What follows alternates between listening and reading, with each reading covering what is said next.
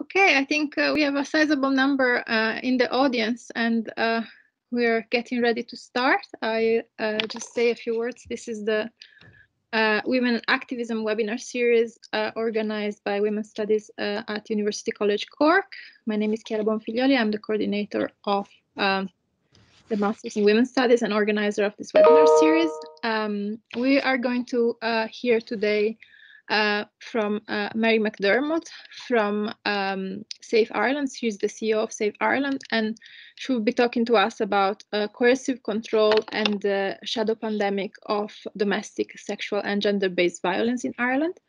I will leave the floor to Mary for 15-20 minutes, and then we can come back together for the discussion and the Q&A. Thank you so much, Mary, for being with us, and greetings also from your former colleagues from Applied Social Studies at UCC, and we're happy to have you today with us. Thank you so much.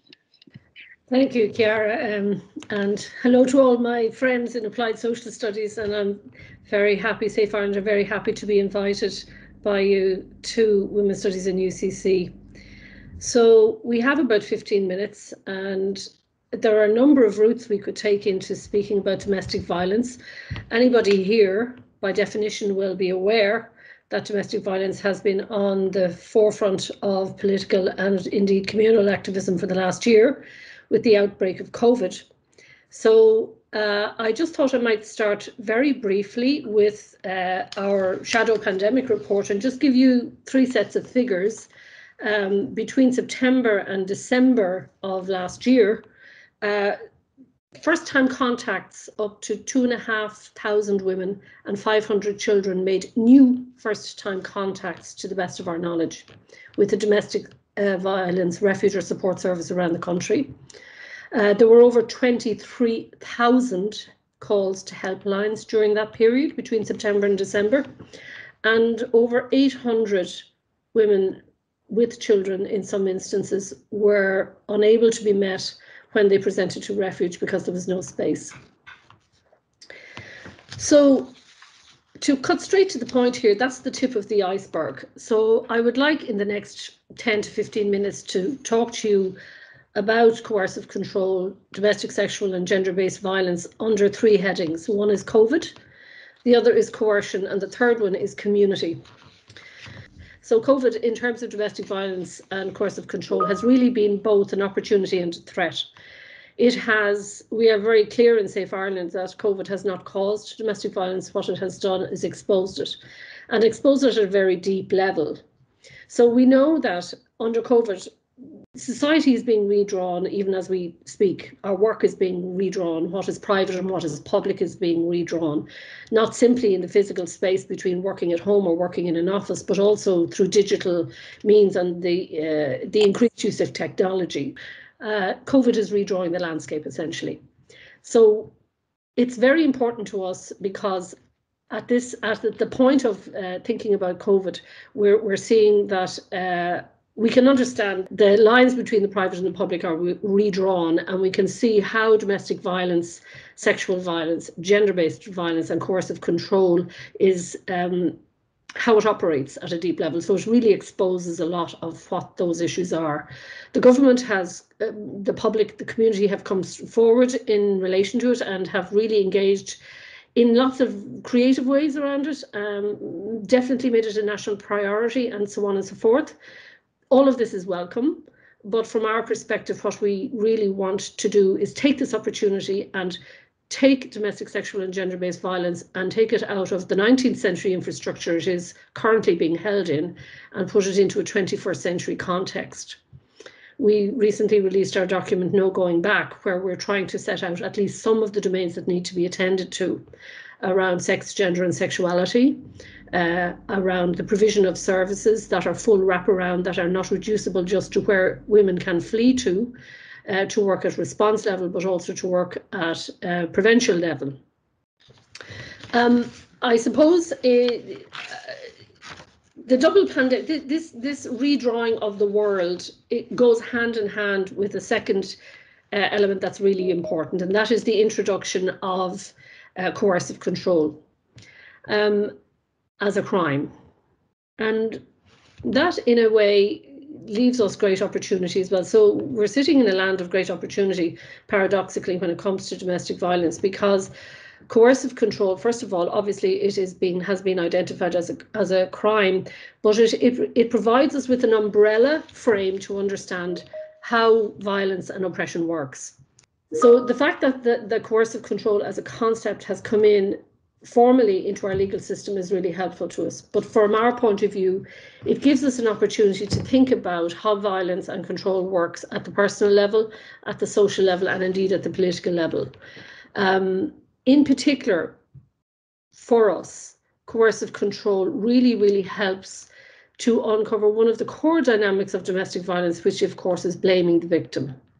It's one of those essential tricks where the perpetrator encourages, in fact, breeds self-blame in the victim. And under the guise or under the umbrella of coercive control, we are beginning to understand the nature of collusion and what it means, how a victim can be worn down, blame themselves, even become part of the problem. And that is a really powerful position for us, because we can, I'm sorry, the sound is going again. I'm getting constant bleeping here. I'm not sure what that is. Kira, can you hear it? Chiara, can you hear that?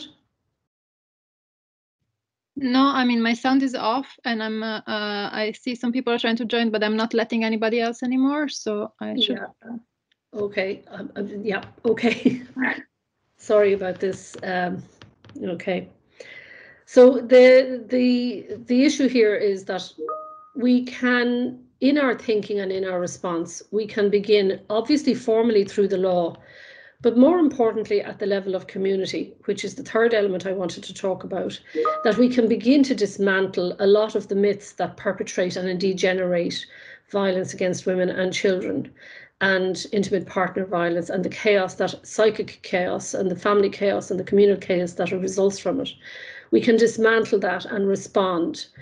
From the point of view of Safe Ireland, one of the things that we did from the very beginning when COVID kind of erupted and knocked us all off our pedestals, as it were, one of the things we said immediately that we wanted to do was to lift the rock on domestic violence and remove the shame and the stigma and silence around it.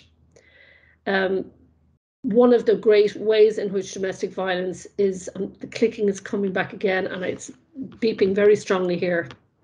Can you hear it? No? Okay. Yeah. I'm just hearing beeping all the time.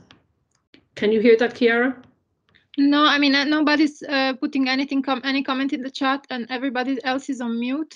So okay. It can be something that it's coming from your. It will be. I'm having a technological glitch. Yeah. Apologies to everyone for that. Okay. So, and I'm losing my train of thought as a result of it.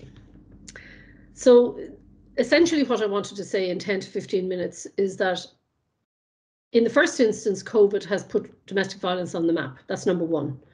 It has changed our domain and our understanding of private and public, how we work and how the private and the public are imagined.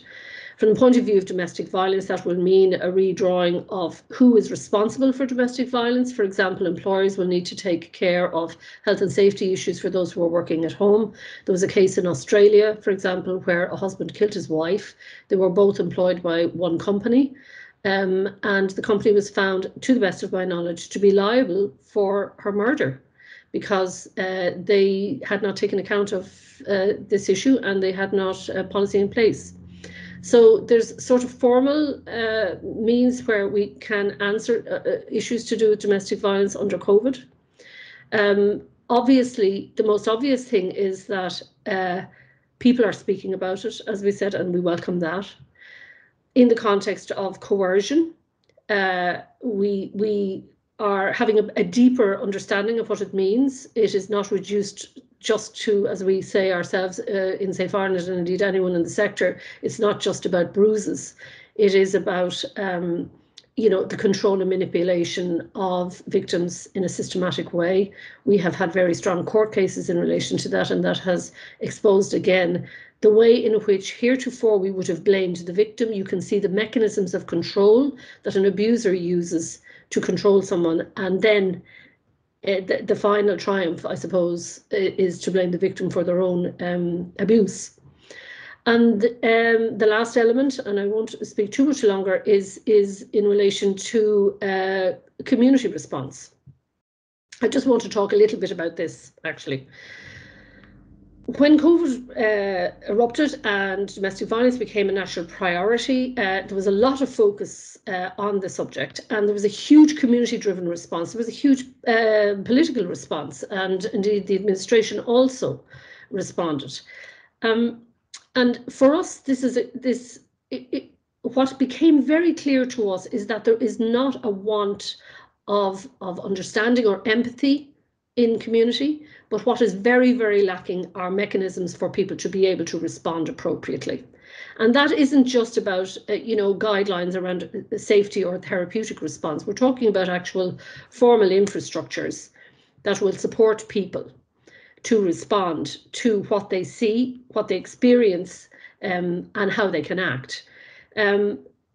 We have, Safe Ireland has 39 organisations around the country, 20 of which are refuges. There is a whole swathe up the middle of the country that have no local services. And our vision really is that everyone in their local community should be able to access full wraparound supports for domestic violence. But we also want to demystify violence. We want to move away from that caricature of the bruises. We want to get into the much more subtle issue of coercive control and the way that is gender-based. In fact, gender is the model and the driver for it. In the context of that, there are some, grounds for battle at the moment, especially around language. And in the case of Safe Ireland, we are calling for a really robust understanding of the role of sex, of the role of gender, of the role of sexuality, and how domination and subordination is naturalized, indeed how it is eroticized, and how that drives dynamics of relationships, regardless of your sex, your gender, or your identity, or your sexuality, and that core driver needs to be kept front and center. So when you have a sort of a liberal false reversal that simply says, well, men are bad, women, beat men too, of course, our argument here is not that women are incapable of violence, of course not. Our argument is not that they are morally superior, of course not. What our argument here is that they are systematically disadvantaged in every way that one can imagine, not least among which is that they do predominant care work.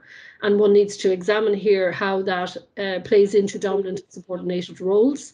They have a pay gap. And then there is the gendered role. What does it mean to be feminine or masculine? And how does that play out on male or female bodies? So we have a lot of issues here around gender, sex and sexuality that are at play. And some of it can get a bit on the obscure end of the scale, especially if you're, in a university context where there's a postmodern take on it or philosophical various views on it. But what we say here is that this plays out through all across society, and that it is fundamentally that gendered relationship remains patriarchal at heart, sexist, and certainly misogynistic.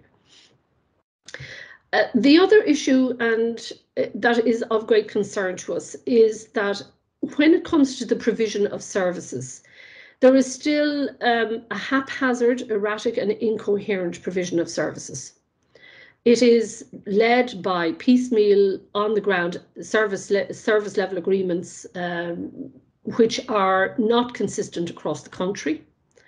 And what we are strongly asking for is the development of a national services development plan that will set out systematically what any person in any county can access, that they can access services which meet their needs. In our document, No Going Back, you'll see that we have set out as quite an overwhelming infographic, and it is deliberately so, actually. There's the journey of the woman. There is no the woman, we know that, but it is a journey that tries to set out how any woman has to navigate health, housing, social protection, the courts, policing, and so on and so forth. It's an overwhelming task to get out of an abusive relationship. And by the same token, that a child will have a separate journey with a different end goal, but an overwhelming task in its own right. Finally, what I would say is, and perhaps if we can chat about this, I'm sorry we had such a bad start with all the beeping, I couldn't quite get myself together, but one of the things that is of some concern to us is, and we have been asking for this for a very long time, is that a government response needs to pull policy planning and services into the one location. It needs to be in central government, and it needs to be held close to the top minister, if not the ministry itself. And we feel that the reason why the infrastructure is absolutely creaking is because there has been a misconceptualization of what exactly domestic sexual and gender-based violence is and does in our society. At the moment, domestic violence is housed in the Child and Family Agency, a state agency, TUSLA, and it is our considered opinion that it is completely misplaced even within there. It is seen as a sort of a side issue. And for our part, we see that domestic sexual and gender-based violence and coercive control more generally actually is a causal factor in a whole plethora of social issues, social exclusion, poverty, child protection issues, the list goes on. So our real argument here is that if we sit down together and start to name this problem properly as a pervasive social problem, it is not reducible to the individual. It is not reducible to bad choices one makes for one's partner. It is the result of systematic gender relationships that we generate. And we need, therefore, a large-scale social response to it. And we also think that if it is placed in the centre of analysis for many of the other social problems that arise, that it will have a cascade effect that will release a lot of the cul-de-sacs that we have, particularly around child protection and the safety of women, most certainly. I don't think I have a whole lot more to say, and perhaps it's just coming up to 12:30. It might be better if we chat. If you have anything to ask me, please do. And what I would ask you to do is to read our No Going Back report. It is a discussion paper. It is meant to be pragmatic and interventionist in the current political context. But we really want to ask communities at large to really start putting this issue front and centre. And while we absolutely value the need for courts and justice, we think that a domestic violence response that focuses only on justice misses the point. In our opinion, for example, if child maintenance structures were set up that were fully functioning as they are in other countries, that are not have to be brought into the courts, childcare facilities, housing, all of these things, if they were properly responded to at a national level, the courts would be greatly freed up. And you would be right down to the core of the battle. Of course, I'm afraid that in some instances it is the battle of the sexes. And currently also the courts are being extended and themselves are being used as a weapon within domestic violence. And that is something that is of great concern to us. For example, in the case of parental alienation, we see that as properly understood as an element of coercive control. It is not well established. It's deeply problematic and has a highly gendered pattern. And in many cases, in our opinion, is used as an extension of abuse. So I'll finish on that contentious note. And if anybody has any questions, please do engage with me. And again, I apologise, the beeping knocked me off completely. Thank you. Thank you so much, Mary. I'm sorry about the noises. So there were a few people coming in and out, and I tried to make it as silent as possible, but obviously there were some glitches here and there. I see that Doris already has a question. I think it's best to raise hands if you have a question, because we have quite a big group. So please raise your hand, and then we're going to go from one person to the next. I think Doris can start with her question.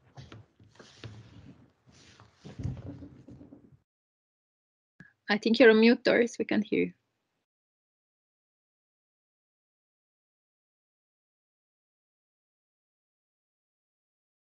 We still can't hear you, Doris.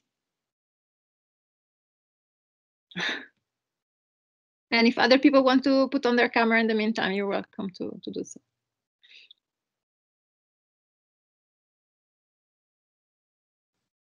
Okay, how about now? Yeah. Hey. Sorry about that, all the fun of the technical glitches.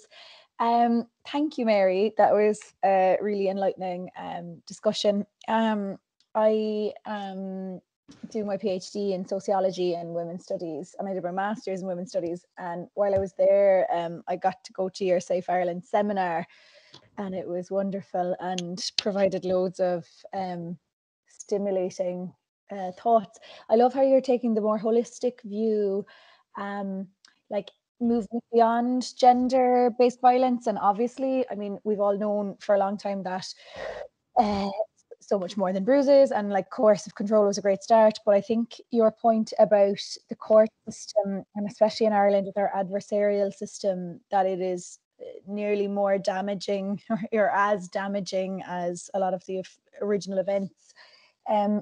So just wondering, as regards kind of a more maybe, I don't know, transformative justice viewpoint or something along those lines, how would you see any of that kind of playing out? And I know we're way away from that, but kind of idealistically or ideally, how would you like to see that play out? Thanks, Doris, for that. Well, I think the first thing I would come back at you immediately is I'm most certainly not saying beyond gender. In fact, I would be putting gender front and centre, as I would sex. So it is, however, that plays out in different identities and relationships in different ways. But the core dynamic, in our opinion, remains fundamentally patriarchal. It is fundamentally hierarchical. It eroticizes hierarchy. It's most certainly based on your sex at your birth. Your life is determined by that assignation. So that core feminist analysis would remain very strong for us. In relation to the bigger question, trying to transform responses, and even in relation to your query about the courts, for example, again, we have to go back to fundamental analysis. And unless we actually keep a very, very close eye on the actual nature of the drivers and models of this form of abuse, all efforts at transformative justice, or indeed any kind of justice, will fail. So, for example, we can see that alternative dispute resolutions or mediations are deeply gendered and often work against women. So I suppose my constant ask would be, please sit down, let's sit down, and all of us remember and name how we create and maintain gender roles and rules, entitlements and expectations. They fundamentally structure our world. We build the family on them. We even build stereotypes on them. Our partner is supposed to be, depending on your gender role, your partner is probably likely to be supposed to be 2 inches taller, 2 years older, and probably wealthier.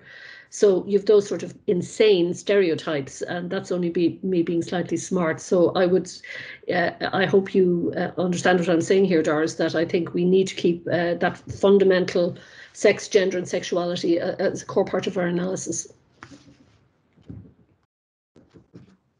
Thank you. I think there was Orla first, and then Mary-Louise. Thanks very much, Mary, for that extremely rich presentation, even if you were distracted. I'm just wondering, Mary, if you could say a little bit more about the dynamics of collusion that you mentioned, in terms of how Safe Ireland is, trying to understand the operation of coercive control. Please. Ooh, a tough one, Orla. I suppose the starting point for us here is the long-standing problem that we all know about the frontline response to domestic violence. And that is, sure, she's going to go back to him, or she won't push it through, or various other versions of that. And that is a kind of throwing your hands up. There's a fear, fatalism, and ignorance around what happens right at that point of crisis, and indeed even before that. So in terms of coercion, we are moving away from a very literal, and what we, internally, in the team, we often talk about, the DV porn addiction. So that there's a kind of, it's no more than, the same thing happens in development work, in international aid and so on, where we're trying to really understand the nature of a very deep problem, and that we get stuck at the kind of fascinated horror at the pain and the suffering. Whereas collusion and coercion sit very, very closely together, because the legal tests, an intimate partner, very serious effect, planned, clearly intended to control.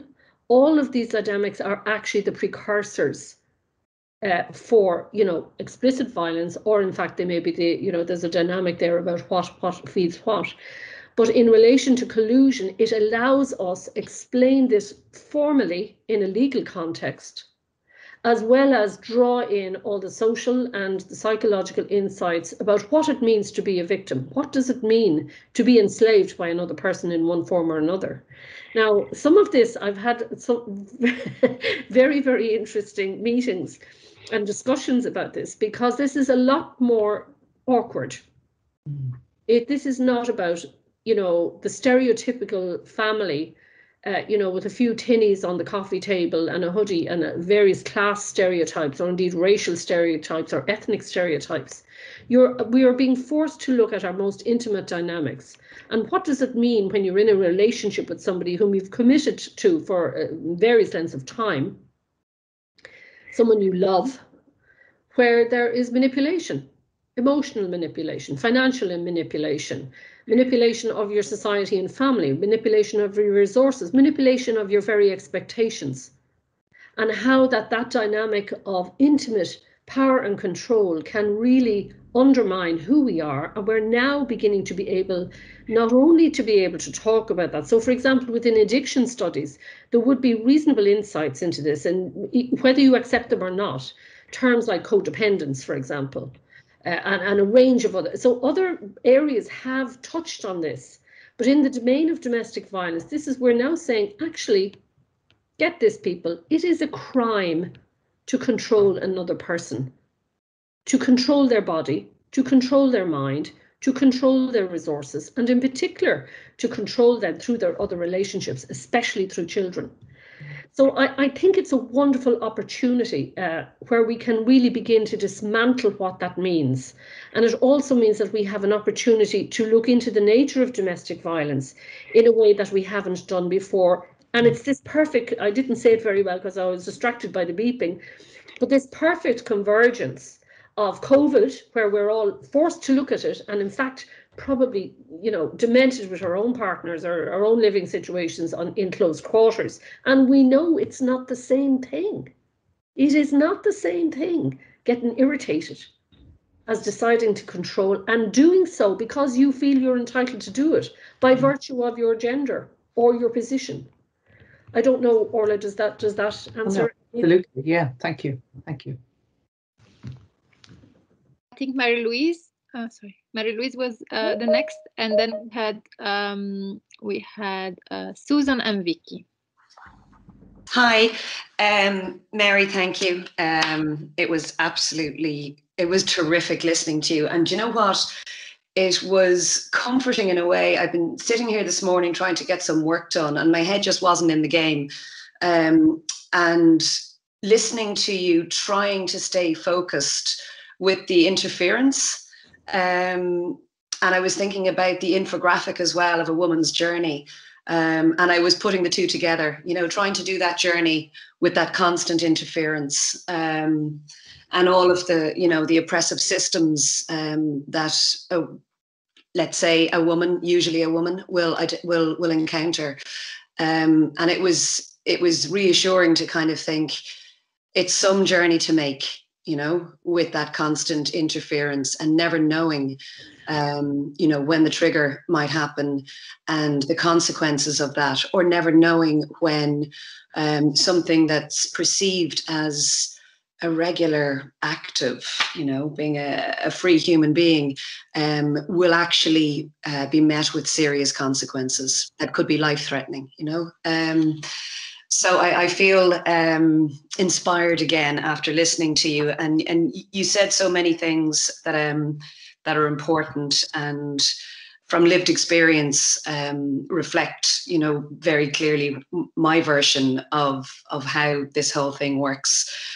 My question, and I'm not sure how coherent my question is, but obviously, like, looking at things with a feminist gendered analysis, which you have done very clearly, what I'm wondering is how to find that strategy that's so necessary to bring people along, and yet there are big issues, and you mentioned parental alienation, and that are coming to the fore, that are in the public domain, that are being misrepresented through the media. Obviously, it's a very profitable idea to perpetuate within the family court system. But it seems that maybe the far right and some kind of conservatism has come in around those ideas. And they are also playing to the domestic violence victim, and with the idea of that it could possibly be protective for them, when the research shows that that it's not going to have a very good outcome for a mother who is trying to protect her children and doesn't disclose domestic violence but claims parental alienation. It doesn't work out. It does work out for men who claim that in court. And I guess I'm just wondering about that middle ground, engaging with those topics. As an activist, I'm asking this, engaging with those topics without being the opposite of kind of, and again, it's the far right are claiming, that they're latching onto these notions, and it's how to speak out strongly without either being likened to them, or going with the flow, which clearly isn't working because of what has happened during the pandemic.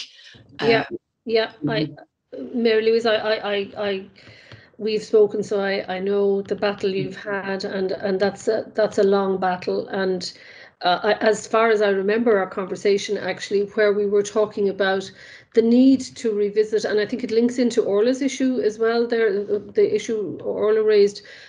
There was a very old phrase, it's now well outdated, and it's not credible, but I'm just going to use the word, and that was the old consciousness raising. In the light of where we can see that collusion occurs, where people can be psychologically manipulated in various ways to undermine their own very self, we might need new conversations about what consciousness raising would mean in the light of that. I have no clue what I've just said, but I think it would be an interesting piece of work.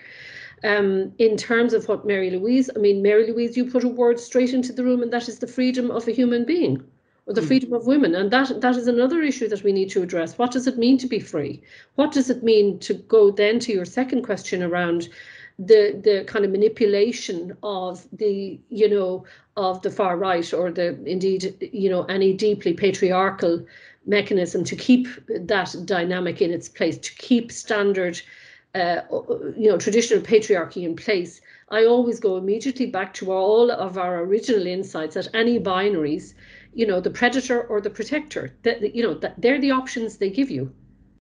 And we've just refused that. It's just, we have to try and find our ways out around that when we're and it goes back to us to really sitting down together and saying, what is it we want? What does the freedom for a woman look like? What would that mean?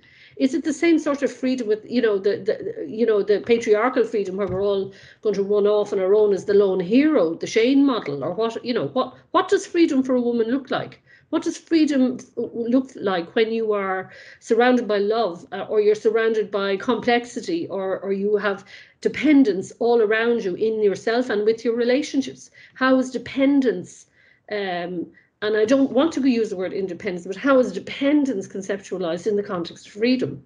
Sorry, that's a bit of abstract and a bit on the heady side. But anyway, I'll just leave it at that because I see there are more questions there. Thank you, Mary.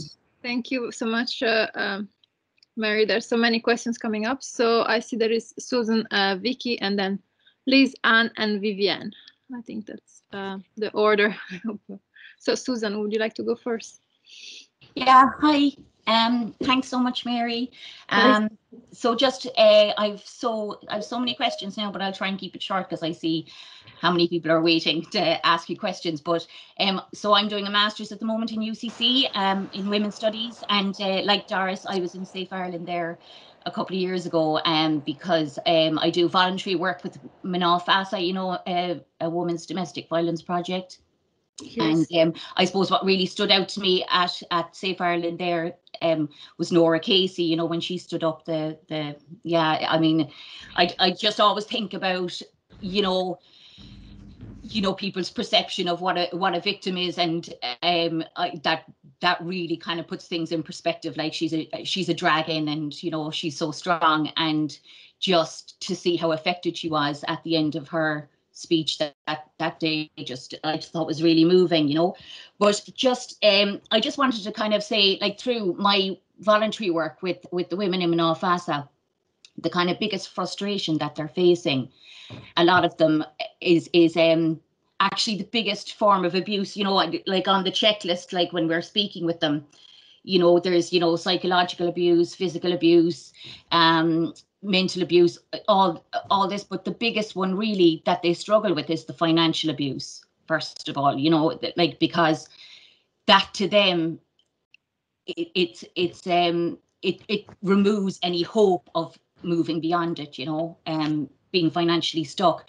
But another frustration is for me when I'm trying to support them is that there's no consistency, you know, like I can say if they're going to court, like we do court accompaniments, I can say, well, this is going to be the outcome of the day, or if you do this, or if you say, like, it's so dependent on the judge of the day, or, you know, the evidence that you have, or, you know, and that's really difficult, like to try and support them and reassure them when really we don't know the outcome. Now, I know that in the Domestic Violence Act, there's, as well as coercive control being added as a criminal offence, like judges have to make, when they make a call on barring orders or whatever, they have to give a reason, you know, as to, you know, why they don't grant it, let's say, you know. And I'm hoping again that kind of, that will enable more consistency through the courts. Sure. But also, you know, what really stood out to me, Mary, when you were on about, like, you know, a set of protocols, and I'd love to see happen like that. You know, I know there was one conviction of coercive control since it came in, as far as I know. There's just been one in Ireland, but if there was better, like, sorry?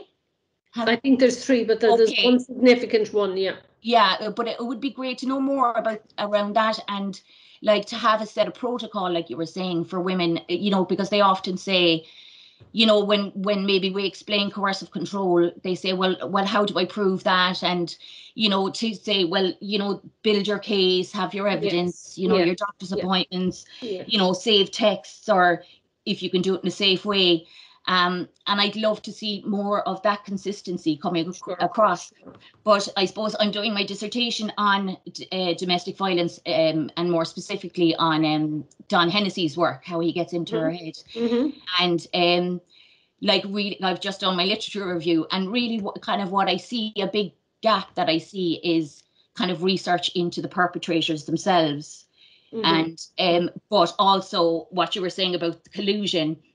And like, I know the way you're saying, even the women themselves, you know, can be colluders because they use his voice, they use his language. They're so conditioned and brainwashed that you're still speaking to the perpetrator through them almost, you know. You sure? Yeah. To shorten it, Susan, because we have so many people wanting. Okay. And no, but I just wanted to see what you thought about, like, men's groups like Move, because I kind of see them as colluders a little bit as well. You know, men's perpetrator programs. Well, Susan, you've put a lot into the room there. So just on the issue of, no, all on the ball, and it's just great, you know, and it's fantastic that you're doing work on domestic violence, because we need more work on that. It's as simple as that. Everybody take up a PhD and a master's in domestic violence. Use it as your thesis subject. We need more and more information. In relation to financial control, yes, of course, this is one of the core controllers for women. And one of the great wins we had in Safe Ireland was we worked very hard with the Department of Social Protection to introduce the domestic violence rent supplement. And that might sound as if it's kind of neither here nor there, but it was an extremely significant piece of work, because the Department of Social Protection introduced it where there is no means test for the first 3 months. And also no requirement for a woman of any class or background, if she arrives in a Mercedes and a fur coat looking for domestic violence rent supplement, that she will get it. So again, this is an effort to work away from the stereotypes that we've been relying on. Financial control is a huge issue. The more general questions you're asking around, you know, the courts and inconsistent and erratic, you know, certainly in the courts, the reliance on judges who are untrained in this issue, but also in the level of service provision. We argue with TUSLA robustly, because we are an advocacy organisation. That's our job. To present, we want coherent, you know, integrated national level service provision. We want coherent, integrated training for the judiciary, for the court services, and for the police. And in fact, they're working actively with us to do that. So this is all about awareness and training. And, you know, people are more than Safe Ireland have been asking for this for a very long time. So it's just a long battle. It's about learning how to respond to that issue. With regard to men's groups, it's like everything else. We cannot, there is no question, it's no more than saying women are not incapable. Of course, women are capable of being violent. They're not morally superior. By the same token, there can be female perpetrators, and we have to deal with that. But again, we say this can only be approached from a feminist position with a deep gendered sex, gender and sexuality analysis, and what it means to be a perpetrator, male or female, in that context. In the context of patriarchy, male privilege, entitlement and expectation drives a lot of the dominance and control. In the case of a female perpetrator, that would be quite different. So men's movements, we welcome all movements. Once the analysis is correct, once the thing is being named correctly, and once the responses are actually responding to the people who are presenting on the ground, not an abstract reversal, a false reversal of some, you know, binary. You cannot reverse the terms in a hierarchical binary in any simple way. So, sorry, that's a bit of a rant there, but that's what I feel strongly about that one. Thank you, Susan. Thank you so much, Mary. Because there are 4 questions, I suggest we collect those 4 questions, and then Mary can maybe do a kind of roundup with the 4 of them, if that's okay. Maybe if people could ask a question, it would be helpful. Yeah. So Vicky first, and then Liz, Anne, and Vivienne. I was just thinking it was good to hear it wasn't just focused on justice, because I think from my perspective, because it's so culturally deep, domestic violence, and it's so stereotyped, and women in the situation often feel, well, it's not that bad. And then obviously there's dissonance to exist in a abusive relationship. You have to deny certain things to exist. So I think for me, I think if there was a casual approach where people pre-crisis thought that it was normal to go and talk to somebody about concerns in their relationships. So there's an entry point where maybe you're not going to the, you know, you don't think it's about the guard or the courts. Is he a criminal? Have I been complacent because I've been lying to people? You know, because you've had to obviously exist in this this dissonance world, and you mightn't be able to crack it when you're vulnerable. Yeah. But so I'm just wondering about that kind of more of a casual, you know, if there's a more media push at a kind of casual thing, a culture, that this is a cultural thing, but you can just go and talk about concerns, you know, where you mightn't be ready to actually face it yet. Vicky, I could not agree more with you. I simply could not agree more with you. I mean, in our mind, what we want to do for domestic violence is And we think just by virtue of history and the collision of COVID and so on that we're actually able to speak about it now. What we want is to do, I mean, to put it in a kind of a, you know, a calm sort of version or some sort of a blurb or a bleep or whatever, a meme, or I don't know what it's called. But anyway, that what we want to do for domestic violence is what we have done with mental health. It is no longer shameful. It is no longer filled with stigma. It's no longer just, you know, the mad person in the attic. I mean, I come from a family who, within my older generation, and I'm old, within the older generations, the shame around mental health, around intellectual disability, and those are all lifted. We want to do exactly the same for domestic violence. It is not some secret little thing that happens only to a tiny percentage of people who, in extreme crisis, are forced to leave. As you rightly say, people endure, and we have a report coming out shortly on the economic costs, where we worked with Galway on this, where people endure 15 or 20 years, and we all know this. We all know people who live in these relationships for a long time. So we want to create a culture where it is perfectly normal to go and get mental health support, financial support, housing support, social protection, legal support, family support, and most of all, your community support to respond to this. It is not a shameful thing. You have done nothing wrong. And that's the way we want a language, a vocabulary, a way of speaking about it so that it is perfectly normal to respond and step up and say, you know what, I've had enough of this, I'm out of here and I need support to get out. And I can get that locally through my community. I don't have to go through the whole feckin' rigmarole of the courts and justice and policing to do it. Most people don't use that route, important as it is. Yeah, I think it's us as well as the women. The language tends to be them women, almost like it's the perpetrators. It has to be an us. It's so common. It has to be like, how do we help us, kind of a thing. Well, I mean, I would say that it is true of all marginalised groups in society that they're always a them at some point or another, and we're moving away from that. So I hope that answers your question. Yeah, it does. Thank you. Thank you, Vicky. Thank you. And that's kind of connected to what Doris was asking, I think, about this social justice imaginary. I think you gave a very good picture there of how it could look like. Liz was next, and then Anne. Okay. Liz, if you unmute yourself. Can you hear me now? Yeah. Yes.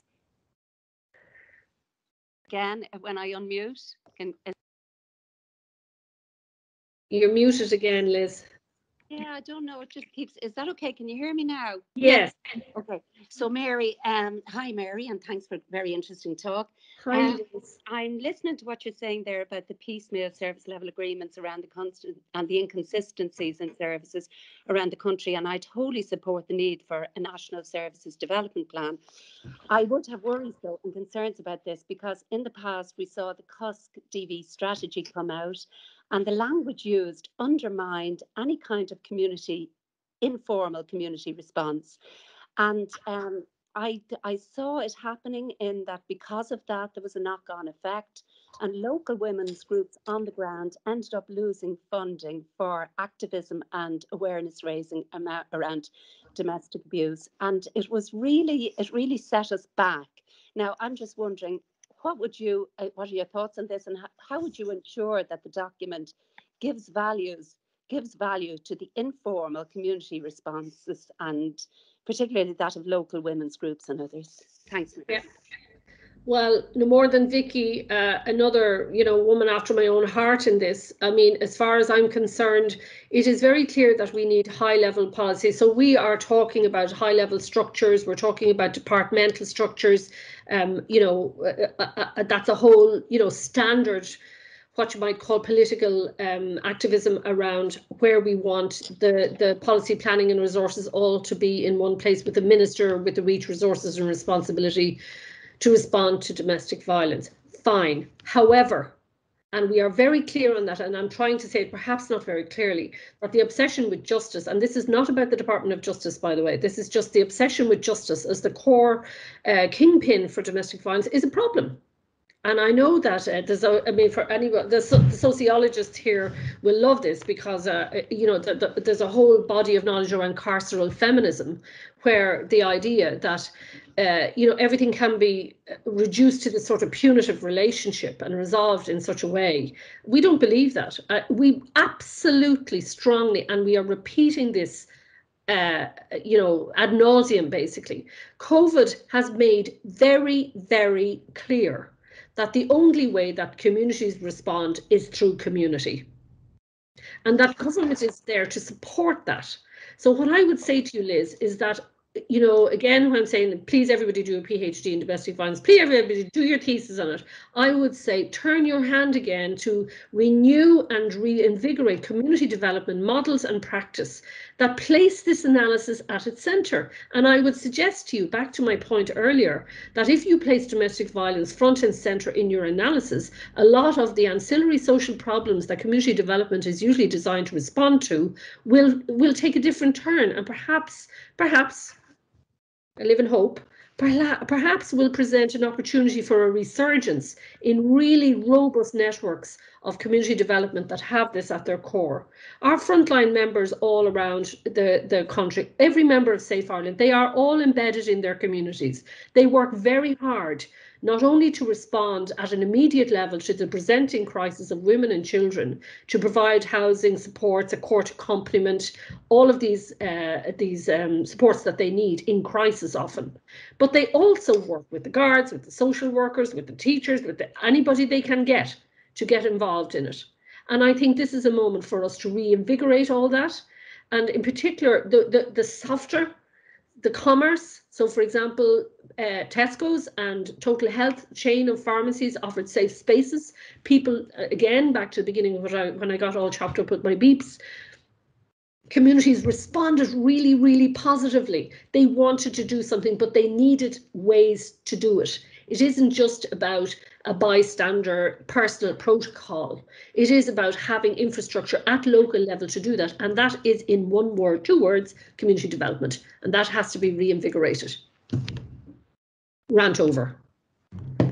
Thank you. We like your rants, I think, judging from the questions. So Anne will be the next, and then Vivian. Hi, Mary. Thanks very much for your talk. My question is a very practical question, non-theoretical, so I hope you bear with me. So I'm just interested in where you are, where Safe Ireland is with the interagency collaborative project around data collection, and particularly agreeing definitions, terminology, checklists, and all those kind of things. And you tell me that's not theoretical, Anne? Well, yeah, I was just involved in a recent project of kind of doing our own policy definitions, and I'm familiar with the kind of system, the Salesforce nonprofit that you're using and all that. So I'm just interested in knowing where you are at that project. Yeah. Well, I mean, can I just be blunt around it? When it comes to data and domestic violence, as I'm sure it is with other sectors, but certainly in relation to domestic violence, there's skin and hair flying. It is as simple as that. First of all, this should be done at a high level. The CSO should be dealing with this. It shouldn't be left to, state agencies or whatever. It should be done at a high level. But your point is spot on, and I don't think I need to repeat what you've said. It is about definitions, and I go back to my original point. We need to sit down and get those definitions right. Now, there's 2 tensions here. One is naming accurately what we see is happening. Yeah. But the other is a kind of, it is, it's a good impulse. It is the impulse towards equity. It is the impulse towards generosity and saying, it isn't just women who are abused. So I would say what we need is moral courage and intellectual clarity on this one. Reversing binaries in a hierarchy will not work. You will actually subvert what you're trying to do. We are calling for sex and gender sensitive responses to DSGBV all around the country. Now, I got a smart response from another NGO who said, well, what are we going to do? A whole series of different refuges all layered one on top of the other. And my response to that is, don't be stupid. What we need is a flexible national responses. It is not all about bunks and beds. On the contrary, in fact, COVID has exposed a whole range of really innovative housing options that we can utilise. So I don't know if that answers your question. It's just, I would say we need to sit down and really, really name this problem accurately. We need to keep it sex and gender and sexuality analysis at the core of it. But we also need to be very careful about a sort of false equality arguments that are actually very, very damaging and very dangerous. For ourselves, we have been working actively with CUSLA to try and pull away from a bed-obsessed data gathering in-out throughput model. The logic models are not going to work. Yeah. We need flexible models for, you know, of course we need transparency, we need accountability, we need the proper mechanisms for organizations, but they cannot be throughput. It's not head counting. So happy to talk to you, Anne, about that if that's any. And we've an eSafe project, and our services manager, Lisa Marmion, is the woman to talk to about that. Yeah. If you fancy a head-wrecking conversation. Thank you. Thank you. Thank you. I think Vivienne has the last question, I'd say. Hi, everyone. Hi, Mary. Thanks a million for today. Just to say, Mary, just to bring you back to the consciousness raising. I suppose it's something that it does touch on what Liz said earlier about what is the space for women's groups. I'm coming from women's community education sector, and just when you threw out there that we need to go back to basics, we need to talk about what we see, what we hear, what we experience, but how can we act? So I'm asking you. Now, Vivienne, we've had many a conversation like this over the years, so yes. I'm not quite sure what you're saying, but what I would say, the only response I would say is that we cannot go back to the old models, and that includes community development. Right. So we have to sit down and reinvent the wheel again. I'm sorry, but because we have new terminology, we have, again, back to the beginning of when I was saying about our world is being redrawn right now. What a workspace is, what a private space is, what your home is, all is being redrawn. And you can be sure that capital is making sure it's going to maximize on this. Mm-hmm. And we also, and it would be no surprise to this room to say who has been doing the work at home, who does the unpaid work, who is doing the caring work, who gets the box room for the office and who's trying to do it on the kitchen table, the whole rigmarole. And I'm not saying that it's necessarily as it would have been, we'll say, in the 1950s. So I'm not suggesting that we're kind of reverting to a Stepford Wives sort of scenario. But again, in our paper, No Going Back, we are absolutely sending signals to be very, very aware of emergent patriarchies, emergent sexisms, and emergent misogynies. So to answer your question, Vivienne, we need to sit down and start again. Not with a blank slate, however. Okay. Not with a blank slate, with the knowledge that we have, and reinvigorate ourselves. I mean, the community sector was absolutely decimated. We know that, to the detriment of communities, and I think most people know that. However, COVID really, really is an opportunity, and I think the heart and the awareness of the need for community, how we use space, how we use locality, has all really shifted, including in the digital space. That would be both actual and virtual. So, thanks, Mary. Sure if that answers your question, Viv. I see Tracy has a question. I think that's the very last. We don't want to keep Mary too long because I know she's very busy. I know, and I've got my eye on a meeting that is supposed to start at 1, so I'm delighted I managed to stay on as long. I teach in 3rd level, and I have a sexual health module, so I've always tried to incorporate all of this into it. The one thing we covered this year, which I had never heard of, was the manosphere and incels. And it was really interesting because I have the chair of the Feminist Society was in the group, but I actually by accident put her into that group to do group work on. But all the girls in the group had never heard of it, but the lads had. And I think there's a huge link there with the manosphere and the anti-feminism and the anti-women. It's like the missing link. And yeah. I think the more we know about it, the more we can counter it. And I just found it fascinating. So I've left it with the young 19-year-olds I said, research, study, PhDs, let's get going, because I just think I couldn't figure it out. Where is this hatred coming from? But there's actually organized groups who are targeting. It's frightening. Anyway, sorry, I'll shut up now. Well, I just have a quick response to that, Tracy. Yes, misogyny is the hatred of women. Yeah. It's the hatred of the female, and to a certain extent, it's a hatred of the feminine. Whereas at its best, we can say it is fear. At its worst, it's jealousy. We don't know. So, I mean, there's loads and loads. I'm not one to talk about that here. But what I would say, fear, fatalism, and ignorance is not the way forward for us. So we have to find ways of making contact. Yeah. There are a lot of men who do not support this in any way, but they're terrified of the bullies. It's as simple as that. Yeah. So it is a question of us all, ourselves included, facing down the bullies. And that's the thing that's very, very hard to do. Face the bully. So it's always somebody else's fault. Yes. You know, it's her own fault. It's the guard's fault. It's the social worker's fault. It's whatever. It's my boss's fault. Bullies are bullies. We are all afraid of bullies, and we don't turn around and face the bully. Sometimes it's unwise to do that. We know that in terms of self-protection. But when you're talking like this, we're talking about bullies and weak men. And intelligent men. Some of them are intelligent, like Peter Jordan or Jordan Peterson.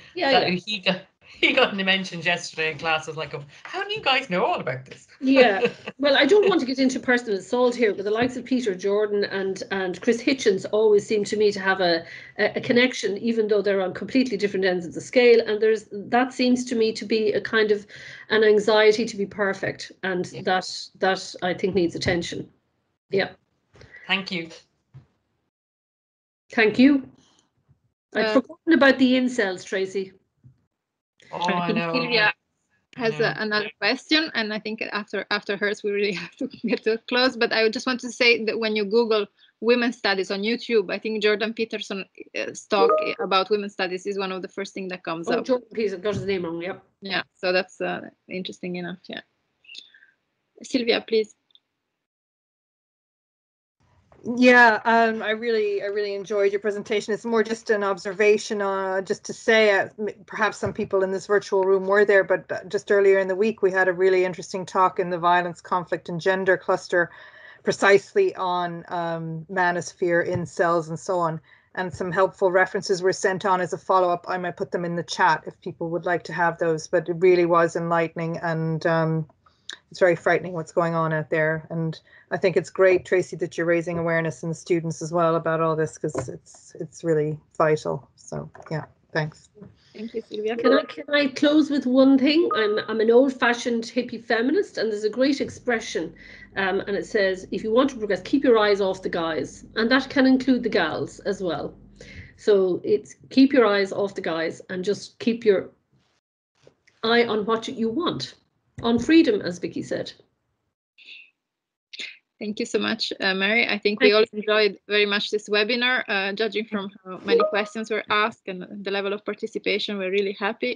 This is our concluding webinar for the academic year, and we are hoping to have a new series in the next academic year. But in the meantime, thank you so much, Mary. This was very insightful, and I think your community development and consciousness raising spoke to many of us. So thank you again, and thanks everybody for their participation, and take care, everybody.